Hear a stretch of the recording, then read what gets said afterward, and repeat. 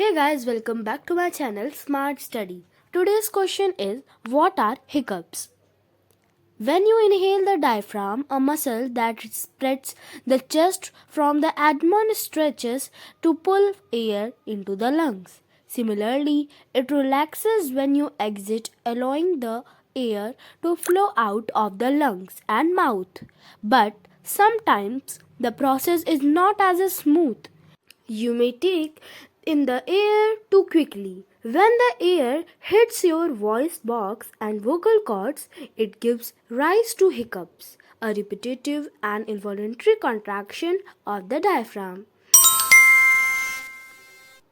If you like this video, so please share and comment this video. Please like and subscribe my channel. Thank you.